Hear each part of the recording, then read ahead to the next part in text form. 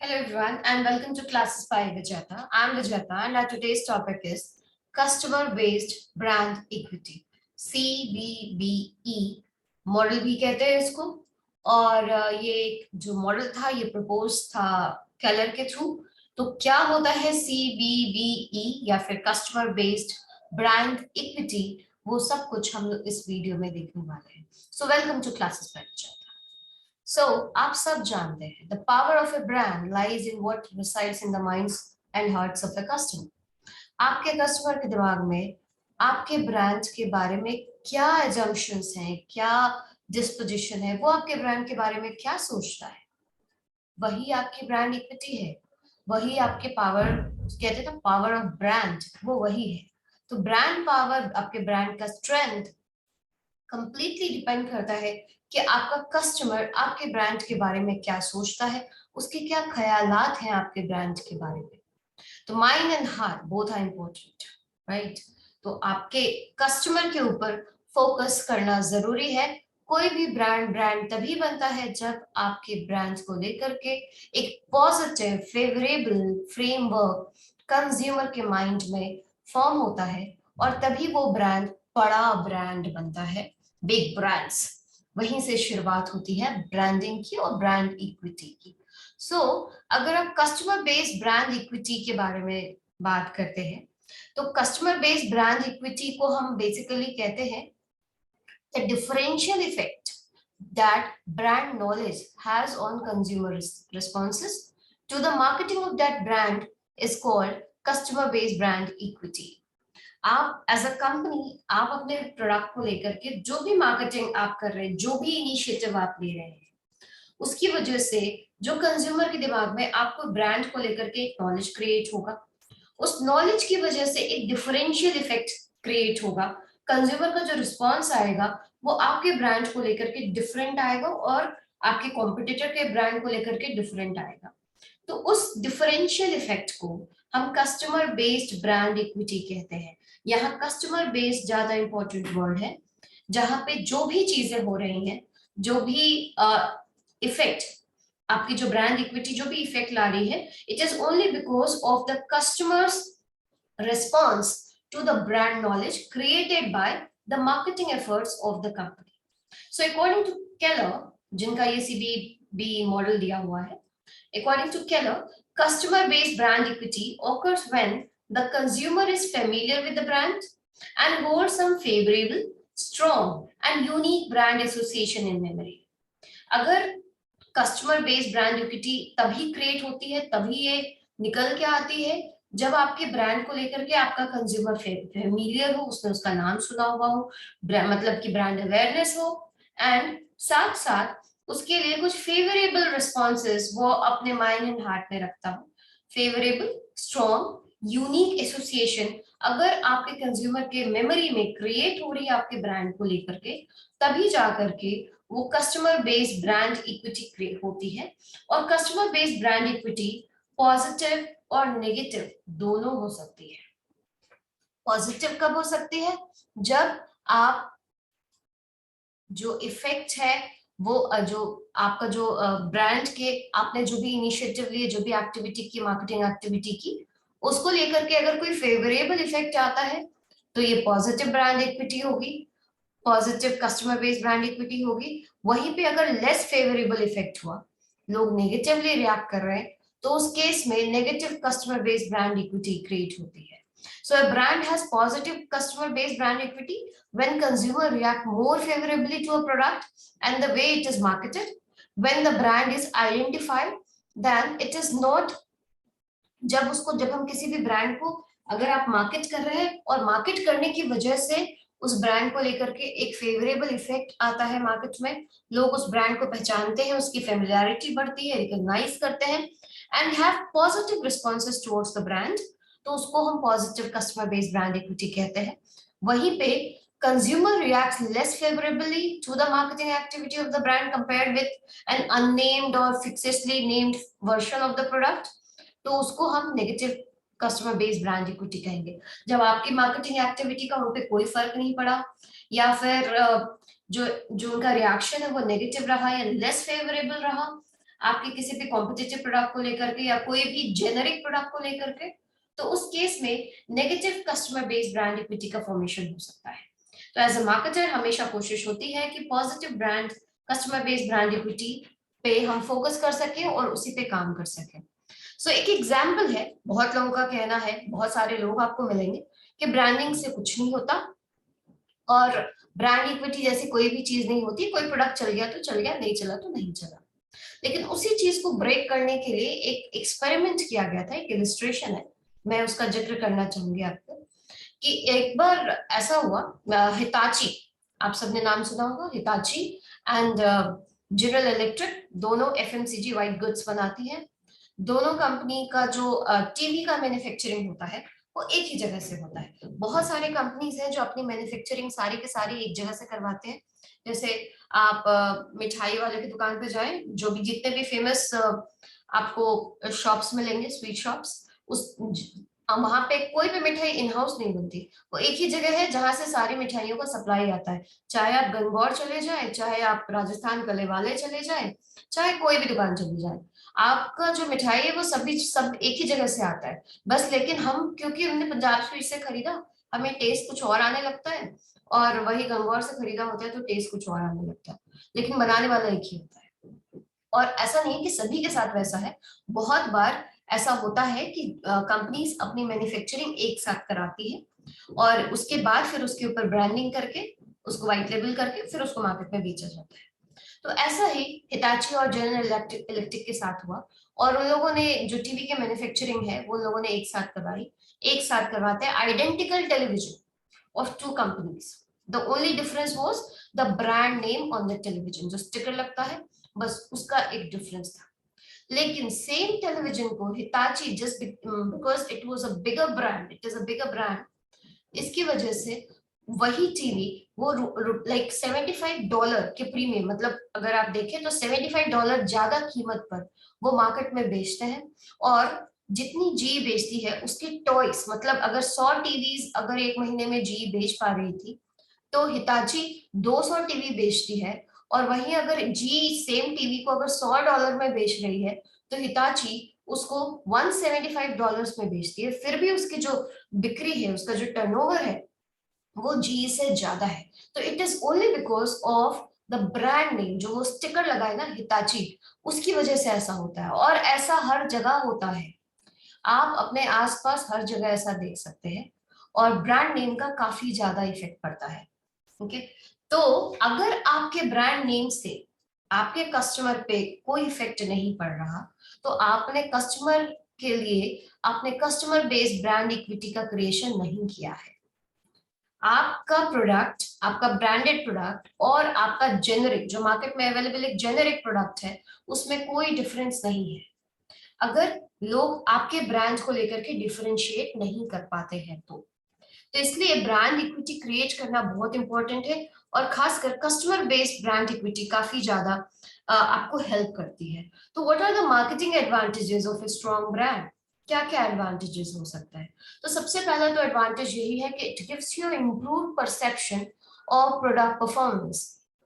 आपको प्रोडक्ट के ऊपर ज्यादा यकीन होता है और आपको लगता है कि एक जो जो भी प्रोडक्ट, ब्रांडेड प्रोडक्ट हम ले रहे हैं, वो उसकी परफॉर्मेंस अच्छी हो, तो एक परसेप्शन पे इफेक्ट पड़ता है, एक पॉजिटिव इफेक्ट होता है कि हम जो उम्मीदें होती हैं हमारे ब्रांड से वो बढ़ जाती है।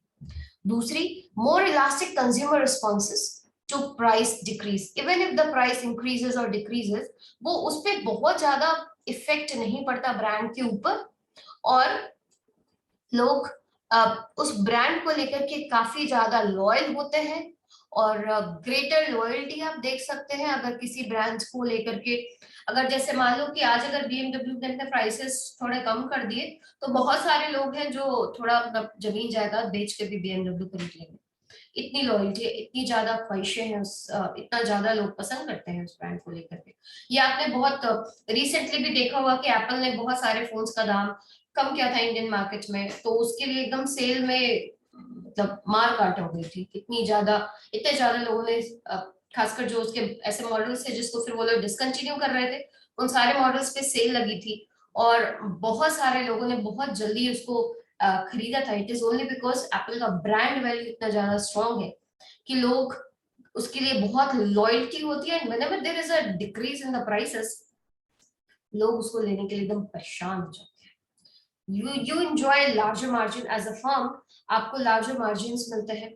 जो भी चीज अगर आप ब्रांडेड बेचते हैं, जैसे कि आपको लास्ट एग्जांपल दिया कि हिताची सेम टीवी को $175 में बेच रहा है, जो कि जी उसको $100 में बेच रहा है। ऑल्दो जी भी प्रॉफिट मेकिंग कर रहा होगा और हिताची भी प्रॉफिट मेकिंग कर रहा होगा, मे बी दोनों को बनाने का जो कॉस्ट है $75 ही होंगे। तो यहाँ जहां पे $25 ही कमा पा रहा था जी, वहां पे जो हिताची है वो $100 कमा रहा है। तो ये it was only effect of branding, जिसकी वजह से लार्जर मार्जिन $100 का फायदा हो रहा था हिताची को। तो आप अगर अपने प्रोडक्ट के ऊपर, अपने उसकी ब्रांडिंग के ऊपर फोकस करते हैं, तो आप अपने प्रोडक्ट के कमीशंस, जो उसके मार्जिन है ना, उसको भी आप इंक्रीज कर सकते हैं। और लोग महंगे प्रोडक्ट लेने के लिए रेडी होते हैं अगर उसकी क्वालिटी पे लोगों को भरोसा होता है। It becomes very less vulnerable to the competition, या फिर अपने कॉम्पिटिटर के किसी भी मार्केटिंग एक्शन से आपका जो प्रोडक्ट है, just because of a very strong brand loyalty, आपका स्ट्रॉन्ग इन सब से क्या होता है कि एकदम रेजिस्टेंट हो जाता है। आपके ब्रांड को बहुत ज्यादा फर्क नहीं पड़ता, इवन इफ आपका कंपटीशन बहुत सारी मार्केटिंग एक्टिविटी कर रहा हो। सैमसंग कितना भी ऐड कर ले और चाहे नोकिया कितने भी ऐड कर ले, लेकिन एप्पल ने जो ब्रांड वैल्यू क्रिएट करी है उसके वो अब चाहे आप सैमसंग कुछ भी करे, चाहे नोकिया कुछ भी कर ले, लेकिन फिर भी वो उसको भेद नहीं सकती है। वहां पे जो एप्पल का वैल्यू है वो वैल्यू मेंटेन है। तो it is only because of a very strong customer based brand equity जो एप्पल एंजॉय करती है। इसके बाद आपका जो प्रोडक्ट है ये बहुत ही ज्यादा लेस वल्नरेबल हो जाता है मार्केटिंग क्राइसिस से। अगर आप बहुत कम भी मार्केटिंग करते हैं, बहुत ज्यादा मार्केटिंग एक्टिविटी नहीं करें, तो सिंपल वर्ड ऑफ माउथ भी आपके ब्रांड के लिए काफी हो जाती है। इवन इफ आप बहुत ज्यादा खर्च नहीं करें मार्केटिंग एक्टिविटी में, अपने मार्केटिंग बजट को अपने कम कर दिया, लेकिन पहले आपने बहुत काम किया और अपनी ब्रांड इक्विटी बहुत स्ट्रॉन्ग बना रखी है, तो कभी कभी अगर आप मार्केटिंग एक्सपेंसेस कम भी कर देते हैं तो भी आपके ब्रांड को बहुत ज्यादा फर्क नहीं पड़ता। नेक्स्ट चीज क्या है कि आपका जो आपका चैनल पार्टनर्स है, they will give you more cooperation, trade cooperation आपका बढ़ जाता है, क्योंकि उनको भी फायदा है ना। उनको भी ऐसी चीजें चाहिए होती हैं जो कि जल्दी जल्दी आए और जल्दी जल्दी बिक जाए। किसी को भी नहीं चाहिए कि उनके यहाँ पे, कोई भी रिटेलर नहीं चाहता कि उनके शेल्फ पे रेस्ट करता हुआ कोई भी सामान रहे। कोई नहीं, गेस्ट तो किसी को भी नहीं पसंद, तो रिटेलर्स को भी नहीं पसंद। तो वैसे ही आपका जो भी, अगर आपका ब्रांड बहुत स्ट्रांग है तो उसके मार्केट में डिमांड बहुत रहेगी, और अगर डिमांड बहुत रहेगी तो होलसेलर रिटेलर अपने पास जो स्टॉक रखेंगे वो बहुत जल्दी निकल जाएगा, और होलसेलर रिटेलर वो चाहते भी हैं कि उनका स्टॉक जल्दी जल्दी निकलता जाए। तो उस केस में अगर उनके पास ऐसा ब्रांड है तो उसको वो सपोर्ट भी बहुत ज्यादा करते हैं, उसके लिए पुश मार्केटिंग करते हैं, ताकि उनका प्रोडक्ट जो है वो जल्दी जल्दी निकल जाए मार्केट से और वो बहुत जल्दी उस पर फिर कैश बना सके। तो आपके ट्रेडर्स भी आपको हेल्प करेंगे। More inelastic consumer response to price increases, आपको पहले ही बताया प्राइस डिक्रीज होगा तो क्या होगा, तो फिर इंक्रीज होगा, ऑब्वियसली उसका ऑपोजिट हो जाएगा। एडिशनल ब्रांड एक्सटेंशन आप कर सकते हैं। अगर आपने एक ब्रांड को बहुत स्ट्रॉन्ग बना लिया तो उसके बाद आप क्या कर सकते हैं, आप ब्रांड एक्सटेंशन बहुत आराम से कर सकते हैं। जैसे कि आप एग्जाम्पल आप जानते होंगे कि आपने फोक्सवैगन का नाम सुना होगा। तो एक कंपनी है फोक्सवैगन ग्रुप, सेम कंपनी, उसी के बैनर के अंडर में लैम्बोर्गिनी भी आती है, उसी के बैनर के अंडर में स्कोडा भी है, उन्हीं के पास फोक्सवैगन भी है। तो ब्रांड एक्सटेंशंस करना बहुत इजी होता है, एडिशनल ब्रांड एक्सटेंशन डालना, जब आपके पास एक बहुत स्ट्रॉन्ग ब्रांड हो। तो आपने देखा होगा हुंडई और किया। Hyundai because it was a very strong brand in India, it has become number 2 brand in India. तो मारुति है, टाटा, इन सबको आराम से टक्कर दे रही है। तो वहां पे उनके लिए किया को लॉन्च करना became very easy in Indian markets. तो एडिशनल ब्रांड एक्सटेंशंस जब भी आप कर रहे हैं तो वहां पे भी आपको बहुत ज्यादा हेल्प मिलती है, अगर आपका जो ब्रांड है वो स्ट्रांग हो तो। और लाइसेंसिंग अपॉर्चुनिटीज भी बहुत आराम से, लाइसेंसिंग अपॉर्चुनिटीज, अगर you have very strong brand equity, तो आपके पास जो उसके लाइसेंसर्स होंगे, जो लाइसेंस लेना चाहते हैं, जो आपकी कंपनी के लिए काम करना चाहेंगे, उनकी तादाद भी बहुत ज्यादा होगी। लोग आपको हंसते हंसते बहुत अच्छी खासी रॉयल्टी दे देंगे और आपके लिए पूरी मेहनत करेंगे, और आपका बस नाम, आपका ब्रांड नेम इस्तेमाल करेंगे और उसके लिए आपको बहुत सारी रॉयल्टी देने के लिए रेडी हो जाएंगे। तो ये सारे एडवांटेजेस होते हैं आपके, अगर आपका ब्रांड इक्विटी स्ट्रांग है तो केलर ने एक मॉडल दिया था कि कैसे ये हम कस्टमर बेस्ड ब्रांड इक्विटी कैसे बिल्ड करेंगे। ऑल्दो केलर सीबीबी मॉडल हम लोग अलग से पढ़ेंगे, ये इसमें ये थोड़ा विस्तार से पढ़ने वाली चीज है। मैं आपको एक एग्जाम्पल, बस एक सिंपल एक ओवरव्यू दे देती हूँ, इसका वीडियो अलग से रहेगा, आप उसको देखिएगा। तो केलर ने अपनी जो थ्योरीज लिखी है 1993, 2001, 2004, उनकी बुक्स जो आई हैं, उन सभी में उन्होंने एक डेवलप करा है ब्रांड रेजोनेंस मॉडल। इसको हम सीबीबी मॉडल भी कहते हैं या फिर ब्रांड रेजोनेंस मॉडल भी कहते हैं। रेजोनेंस मॉडल इसलिए कहते हैं, रेजोनेंस पिरामिड, बिकॉज यहाँ पे कंज्यूमर जो हमारा फाइनल मोटिव होता है वो ये होता है कि हमारा जो कस्टमर है वो हमारे ब्रांड के साथ रेजोनेट करने लगे, वो सिंक में आ जाए। हम जो बताना चाहते हैं या फिर जिस तरह की पोजिशनिंग करना चाहते हैं उनके दिमाग में वही पोजिशनिंग सेट हो जाए, और उसके लिए ही हम अपनी पूरी ब्रांडिंग एक्टिविटी करते हैं। तो सीबीबी मॉडल को हम ब्रांड रेजोनेंस पिरामिड मॉडल भी कहते हैं। It has got 4 building blocks, जिसको कि फर्दर 6 ब्लॉक्स में भी डिवाइड किया गया है। 6 ब्लॉक्स जैसे कि आप देख रहे हैं, आप जो सेकेंड ब्लॉक और थर्ड ब्लॉक है उसमें दो दो पॉइंट्स हैं। तो फर्दर जब केलर मॉडल को ब्रेक किया गया है तो इसको परफॉर्मेंस और इमेज, जजमेंट एंड फीलिंग करके 4 पॉइंट्स बनाए गए हैं, 4 ब्लॉक्स बनाए गए हैं। पहला ब्लॉक क्रिएटिंग ब्रांड आइडेंटिटी रहेगा, और जो लास्ट ब्लॉक है वो brand relationship and brand loyalty ही रहेगा। तो आप इसको 6 ब्लॉक्स मॉडल भी कह सकते हैं, इसको 4 ब्लॉक मॉडल्स भी कह सकते हैं। तो केलर के मॉडल में जो ये पिरामिड है ये नीचे से ऊपर जाती है, और जो पहला स्टेप होता है वो होता है creating a brand identity. Brand identity, identity का मतलब क्या होता है? मतलब जब भी आप एज अ ब्रांड, आप एज अ कस्टमर, जब आप अपने कस्टमर के एक सवाल का जवाब देते हैं कि हु इज दिस ब्रांड, तब आप अपनी ब्रांड आइडेंटिटी बना रहे होते हैं। मतलब आप अपने ब्रांड के बारे में, अपने ब्रांड का अवेयरनेस आपके ब्रांड का कितना है, आपके ब्रांड को लोग कितने लोग आइडेंटिफाई करते हैं, आपका ब्रांड सेलियंस किस हिसाब का है, वो डिफरेंशिएट कैसे करते हैं लोग एक जेनेरिक प्रोडक्ट से, और आपको वो डिफरेंशिएट करते हैं या नहीं करते। वहां पे ही आपकी creating an brand identity, that is the first step, जहां पे आप अपने ब्रांड को आइडेंटिफाई कराने की कोशिश करते हैं कि yes, I am Nokia, I am Samsung, I am Apple, I am Maybelline, or I am Volkswagen, or I am XYZ, whoever। मैं कौन हूँ, इस सवाल का जवाब एज अ ब्रांड जब आप देते हैं तो उसको हम क्रिएटिंग अ ब्रांड आइडेंटिटी कहते हैं। यहाँ पे बेसिकली हम, हमारा जो as a marketer as a काम होता है वो होता है ब्रांड का अवेयरनेस क्रिएट करना।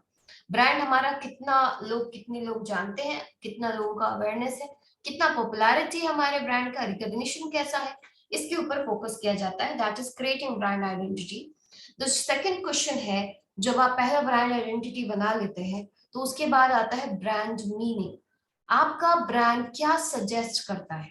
जैसे अगर हमने मान लो मुझे एक फोन लेना है, ठीक है, तो फोन लेना है तो क्या मार्केट, क्या दिमाग में मेरे क्या क्या कंपनीज आती, तो सपोज नोकिया, सैमसंग, एप्पल या वन प्लस, ये हमारे दिमाग में आ रही है। तो Nokia, Samsung, one plus, Apple, these have created their brand identity. लेकिन ये ब्रांड आइडेंटिटी में उन्होंने सबने अपने लिए एक डिफरेंशियल स्टेटस बनाया होगा, एक डिफरेंट चीज जो हर एक ब्रांड अपने आप में जब बोलती होगी कि मैं कौन हूं, वहां पे सबका एक अलग अलग ब्रांड मीनिंग होगा। ये जो ब्रांड मीनिंग होगा इधर उनके परफॉर्मेंस पे बेस्ड होगा या इमेजरी भी हो सकता है, उनके इमेज पे बेस्ड होता है। तो अगर हम ब्रांड परफॉर्मेंस के बारे में बात करें तो मेनली हम वहां पे उसके प्रोडक्ट फीचर्स, कैरेक्टरिस्टिक्स, और जैसे सर्विस है तो सर्विस डिलीवरी के बारे में, प्रोडक्ट डिजाइन के बारे में, इन सब के बारे में बात करते हैं। मतलब फंक्शनल बेनिफिट, रैशनली वो आपके लिए वो प्रोडक्ट क्या मीन करता है। तो अगर हम नोकिया की बात करें तो मे बी नोकिया का फोन पानी में भी गिरने के बाद खराब नहीं होता, मे बी वही उसका ब्रांड मीनिंग है, बहुत स्ट्रॉन्ग फोन होता है। और वही अगर आप सैमसंग के बारे में बात करें तो very highly highly featured phone, काफी सारे फीचर्स होते हैं उसमें। और वो एप्पल कितना महंगा भी नहीं है, लेकिन उसमें फीचर्स काफी सारे अच्छे होते हैं और काफी मतलब इकोनॉमिकल पॉइंट पे है और काफी फीचर्स देता है और टेक्नोलॉजी वाइज काफी एडवांस्ड रहता है। तो परफॉर्मेंस, तो ये सारी चीजें क्या है, ये रैशनल बेनिफिट है। तो रैशनल बेनिफिट मतलब फंक्शनल बेनिफिट, वहां पे हमने एक ब्रांड को मीनिंग दे दी। और दूसरी जगह पे ब्रांड इमेज की बात आती है, तो इमेज बेसिकली इमोशनल एस्पेक्ट है। इमोशनली वो हमारा वो ब्रांड साइकोलॉजिकल या सोशल, वो कैसे हम उससे कनेक्ट कर पाते हैं उस ब्रांड के साथ, कैसे। अगर जैसे अगर आपने बहुत लोगों को देखा होगा, आपने बहुत सारा मीम्स भी देखा होगा कि एप्पल फोन वालों के पास पॉकेट नहीं होती, they always keep their phone in their hand and with the sticker glowing कि हाँ भाई मेरे पास एप्पल का फोन है। ठीक है, तो वहां पे परफॉर्मेंस और इमेज दो अलग अलग चीजें हैं जो आपको देखने को मिलेंगी। वहां हो सकता है कि उनका emotional attachment to the brand बहुत ज्यादा है, इफ जो एक एप्पल ओनर होते हैं। और वहीं पे अगर कोई परफॉर्मेंस को सिर्फ फोकस कर रहा है तो मे बी वो सैमसंग के लिए चला जाए कि उसको परफॉर्मेंस भी मिलेगी और उसको प्राइस पॉइंट भी मिल रहा है, एक रैशनल डिसीजन है। लेकिन वहीं पे अगर मुझे एक इमोशनल डिसीजन ले रही हूँ मैं, तो maybe I will go for an Apple phone. तो यहाँ ब्रांड मीनिंग बेसिकली इन दो फैक्टर्स पर डिपेंड करता है। जब आपका ब्रांड इन कैटेगरी को क्रॉस कर जाता है, मतलब ये दो स्टेप्स को क्रॉस कर जाता है, तो तीसरा जो कैटेगरी आता है वो होता है कि डेवलपिंग अ ब्रांड रिस्पॉन्स। आपका कंज्यूमर आपके ब्रांड्स के साथ कैसे रिस्पॉन्ड करता है, respond to your marketing activities. जो भी मार्केटिंग एक्टिविटीज आप कर रहे हैं उसके साथ उनका रिएक्शन कैसा है, वो जजमेंट बेस्ड है या फिर फीलिंग बेस्ड है। तो जजमेंट बेस्ड है मतलब कि आपने जो भी मार्केट में इंफॉर्मेशन दिया, कस्टमर उसके हिसाब से उन सारे इंफॉर्मेशन को क्या करता है, उनको एसिमुलेट करेगा, उसका इंफॉर्मेशन के सोर्सेस को देखेगा, उसके साथ एसोसिएशन डेवलप करेगा, वो सही है गलत है उसकी जांच करेगा। जैसे कहते हैं ना वर्ड ऑफ माउथ, तो हमने गाड़ी तो ले ली, या गाड़ी ठीक है कंपनी वाले ने बहुत सारे ऐड दिखा लिए, मेरी गाड़ी का इतना माइलेज है, इस कार का इतना माइलेज है, या बहुत अच्छी चलती है, लेकिन फिर भी हम एक पड़ोस में किसी ने वो गाड़ी ली है तो मैं उससे जाके पूछती हूँ कि अच्छा आपकी गाड़ी कितना माइलेज दे रही है, कैसा है सर्विस, ये है। तो वहां पे brand response to your marketing activities, whatever marketing activities you are doing, उसके बाद आपका कस्टमर एक रिस्पॉन्स जनरेट करता है। वो रिस्पॉन्स जो जनरेट करता है वो जजमेंट्स के बेसिस पे हो सकता है और वो फीलिंग के बेसिस पे भी हो सकता है। तो जजमेंट बेसिकली आप जितने भी इंफॉर्मेशन आप दे रहे हैं मार्केट में, आपका उसका वो एक कॉम्बिनेशन उसमें से जितना फिल्टर आउट करता है उसके बेसिस पर है। और फीलिंग्स मतलब वो ब्रांड के साथ कोई ना कोई फीलिंग, हर एक ब्रांड अपने आप में कोई ना कोई फीलिंग कैरी करता है।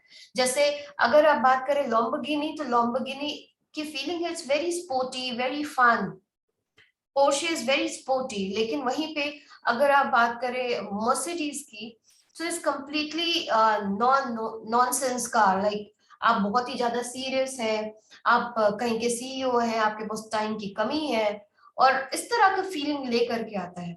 आप अगर एक बोट का आप मान लो एक वॉच पहन रहे हैं, एक स्मार्ट वॉच बोट का यूज कर रहे हैं, तो you have a feeling of warmth, you have a feeling of fun attached to that brand. लेकिन वहीं पे अगर आप एप्पल की फिटबिट पहन रहे हैं, तो वहां पे जो आपकी फीलिंग होगी, maybe it will be exotic, maybe more personalise, maybe जो वहां पे फीलिंग है वो बहुत ज्यादा, मतलब ये जो फीलिंग है वो सोशल अप्रूवल हो सकता है। तो एक डिफरेंट टाइप की फीलिंग कैरी करती है हर एक ब्रांड।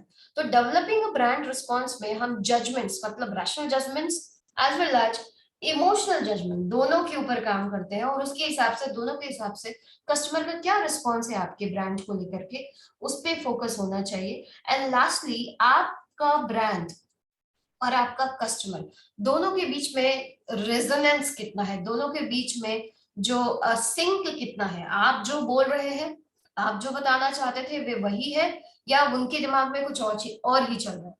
किस तरह का रिलेशनशिप, किस तरह का सिंक है जो कॉज हुआ है। जैसे अगर आप बात कर रहे हैं रॉयल इनफील्ड, तो रॉयल इनफील्ड एक ऐसी ब्रांड है, या फिर हार्ले डेविडसन एक ऐसी ब्रांड है जो उसके ओनर्स होते हैं, वो एक कहते हैं ना एक अपने आप को एक कल्ट की तरह महसूस करते हैं। और उनके लिए मैंने एक बार एक रॉयल इनफील्ड ओनर से बात की थी, तो वो कहते हैं कि दे लाइक जब गाड़ी चलती है, बुलेट उनकी चलती है, तो उनको लगता है कि जैसे उनकी जो धड़कनें हैं वो साथ में चल रही हैं, उसके आवाज, और they can match with their sound, इतना ज्यादा वो उसको पसंद करते हैं, and they are so much related to that brand.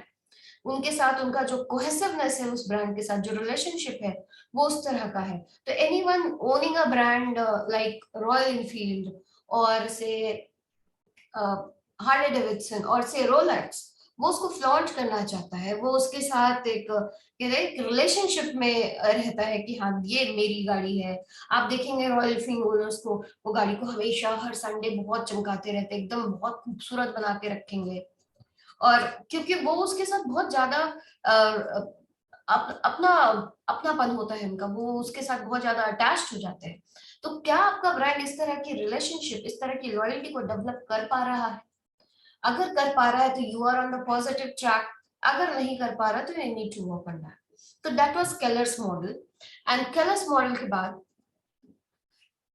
आगे के लिए जो कस्टमर बेस्ड ब्रांड इक्विटी है उसके बहुत सारे सोर्सेज हो सकते हैं, उसमें क्या क्या चीजें हैं जो इम्पैक्ट करती है, हम उसके बारे में बात करेंगे। लेकिन आज का वीडियो यहीं तक। केलर्स मॉडल से हम नेक्स्ट वीडियो को स्टार्ट करेंगे। So thank you very much, and if you have any question, any doubt, any comment, you can write to me at vijeta.rwc.com, or you can comment at in the comment box. I'll be happy to answer all the questions. And please do subscribe to my channel, like the content if you like it, share it with your friends, and spread the knowledge. Thank you so much.